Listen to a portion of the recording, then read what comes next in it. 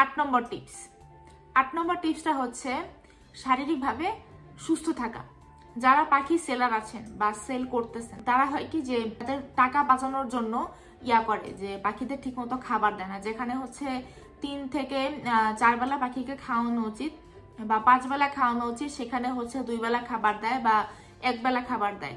তো এতে পাখি বেঁচে থাকে, বাট বেঁচে থাকার মতো বেঁচে থাকে না, ওই মরে মরে বাঁচে আর কি।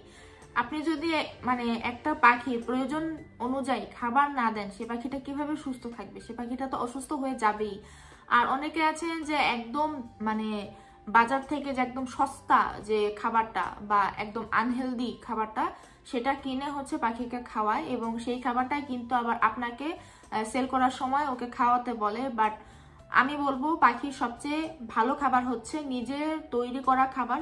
আরেকটা পদ্ধতি হচ্ছে যদি কিনাই লাগে, কিনলে হচ্ছে কিনবেন, ওই যে নিউট্রিবার্ট A21 বা A19, এই দুইটা খাবার হচ্ছে পাখির জন্য খুব হেলদি একটা খাবার, খুব ভালো একটা খাবার। তো এই সব খাবার না খাইয়ে হচ্ছে কি এখন ওই যে মুরগিকে খাওয়ায় না ফিড, ওগুলো হচ্ছে পাখিকে খাওয়ায়, দেন পাখি হচ্ছে অসুস্থ হয়ে যায়। আর খাওয়ালেই খাওয়া হচ্ছে আপনার 1 বেলা 2 বেলা, তো এই 1-2 বেলা খাওয়ায় কিন্তু পাখির কোনো মানে কিছুই হয় না, মানে শরীরে যা লাগে ওটার কিছুই পূরণ হয় না। তো ওরা যখন ওই পাখিটা আপনাকে সেল করে, ওরা হচ্ছে টাকা বাঁচানোর জন্য পাখিকে ওই রকম কম বেলা খাওয়ায় এবং খাওয়াতে খাওয়াতে অসুস্থ পাখিটাই কিন্তু আপনাকে সেল করলো এবং ক্ষতিটা কার হলো? আপনার হলো। ঠিকই কিন্তু সে পাখিটা অসুস্থ হলেও 3 থেকে 4 হাজার টাকা, এখন কত দাম বাংলাদেশে আমি জানি না একটা বাচ্চা পাখির দাম কত, বাট ওই দামেই কিন্তু ওরা সেল করতেছে আপনার থেকে, কিন্তু ওরা ব্যবসাটা ঠিকই করে নিচ্ছে। কিন্তু মাঝখান থেকে ঠকে গেলেন কি? আপনি ঠকে গেলেন। যদি পাখিটা সুস্থ থাকে, যদি পাখিটা হেলদি থাকে, আপনি বুঝতেই পারবেন যে হ্যাঁ পাখিটা হেলদি। ওই যে বললাম, যদি খাবার ঠিক থাকে তাহলে সুস্থ থাকবে, হাঁটাহাঁটি করবে, ওজনটা ভালো থাকবে, গা গরম থাকবে। শারীরিকভাবে সুস্থ থাকলে ওইগুলো কিন্তু ঠিক থাকবে। এখন অনেকে প্রশ্ন করতে পারেন যে আপু, আমি একটা শারীরিকভাবে সুস্থ পাখি কিভাবে চিহ্নিত করবো, আমি কিভাবে বুঝবো সে হেলদি? এক হচ্ছে তার ওজন দেখে আপনি বুঝতে পারবেন যে সে সুস্থ আছে কিনা বা হেলদি আছে কিনা। আর একটা হচ্ছে তার যে ভেন্ট এরিয়া, মানে পেটের যে এরিয়া একদম শেষের দিকে যে একটা হাড্ডি মতো থাকে, ওই হাড্ডিটা অনেকাংশে বেরিয়ে আসবে, মানে খুব মানে আপনি চোখে দেখতে পারবেন এরকম, খুব মানে এটা কি বলে ভিজিবল হবে আর কি হাড্ডিটা। বাট যখন একটা পাখি খুব হেলদি থাকবে তখন খুব কম ভিজিবল হবে একটা অসুস্থ পাখির থেকে, সে শুকিয়ে যাবে। অন্যান্য পাখির দিক তাকালে বা ওই অসুস্থ পাখির দিক তাকালে আপনি নিজেই বুঝতে পারবেন যে ওর মানে একটা ঝিমানো ভাব থাকবে, হাড্ডি বেরিয়ে আসবে, ভেন্টিলের যে হাড্ডিটা সেটা বেরিয়ে আসবে, চোখ অফ করে থাকবে, আর ওর হেলথটা মানে অন্যান্য পাখির থেকে শুকিয়ে যাবে। তো এসব ভালো মতো দেখে দেন সুস্থ পাখিটা নির্বাচন করে দেন কিনবেন। এরপরের যে টিপসটা সেটা হচ্ছে পাখির পুপস। আমাকে যারা সমস্যা নিয়ে প্রশ্ন করে যে আপু আমার পাখির এই সমস্যা ওই সমস্যা, তাদেরকে আমি সবসময় বলি যে পাখির একটা ছবি দেন এবং সেই সাথে পাখির পুপসের একটা ছবি দেন।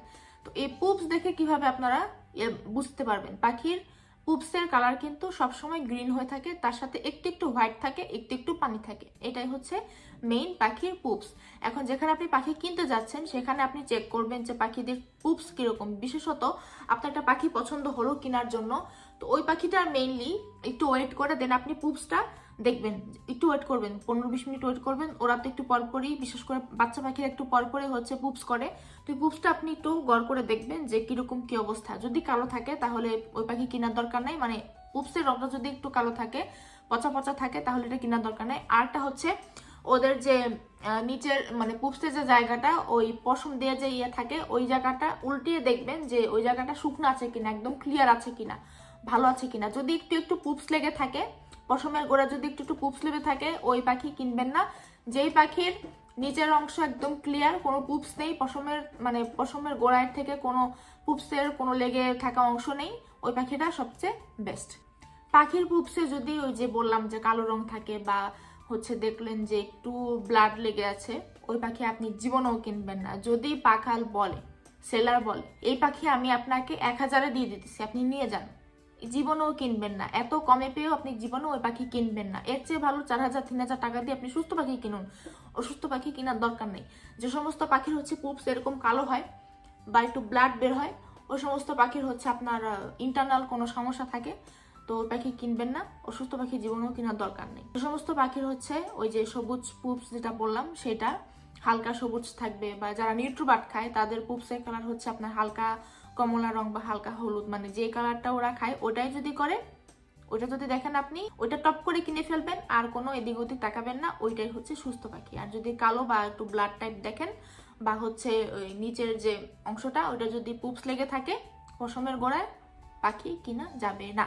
সবচেয়ে শেষের যে টিপসটা সেটা হচ্ছে পাখি গ্রিপ করে কিনা। আপনি গ্রিপ মানে ভালো করে কিনা সেটা বুঝবেন কিভাবে? পাখিকে হাতে নেবেন, হাতে নেওয়ার পর দাঁড় করে রাখবেন। যদি সে একদম খামচি মেরে ধরে রাখে আপনার পাখি, তার গায়ে যদি অনেক শক্তি থেকে থাকে, একদম খামচিতে ধরে থাকবে, আপনি উঠানোর চেষ্টা করলেও সে হচ্ছে ওর পায়ের যে নখগুলো সেটা দিয়ে আপনাকে ধরে রাখার চেষ্টা করবে, তখন আপনি বুঝবেন যে তার গ্রিপ ভালো, পায়ের গ্রিপটা ভালো। এটা দেখে যদি আপনি পাখি কিনেন তাহলে বুঝবেন যে পাখিটার অ্যাক্টিভিটি ভালো আছে, সে সুস্থ আছে, একদম মানে গায়ের যত শক্তি থাকে সে একদম আপনার হাতে, কারণ হাতে তো কোনো ইয়া নাই, কোনো লাঠির মতো আপনার হাতে পাবে না, একদম ফ্ল্যাট না, তো ওই ফ্ল্যাট জায়গাটাকে সে খামচে ধরে থাকতে পারে কিনা এটা দেখে দেন পাখি কিনলে আপনার জন্য ভালো হবে। এই সমস্ত টিপস আপনারা দেখে বুঝে দেন অবজারভেশন করে পাখি কিনলে আমি মনে করি যে একটা সুস্থ বাচ্চা আপনারা কিনতে পারবেন। আনা 5 থেকে 7 বছর বা 10 বছর একদম নির্দ্বিধায় পালতে পারবেন, যদি উড়ে না যায়।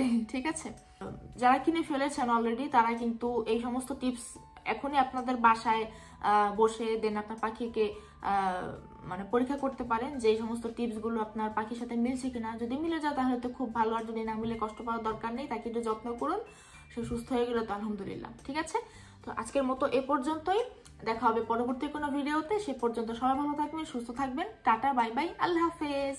ও হ্যাঁ, পরবর্তী ভিডিও আমি কি নিয়ে বানাবো সেটা কিন্তু অবশ্যই আমাকে কমেন্ট করে জানাতে ভুলবেন না। টাটা।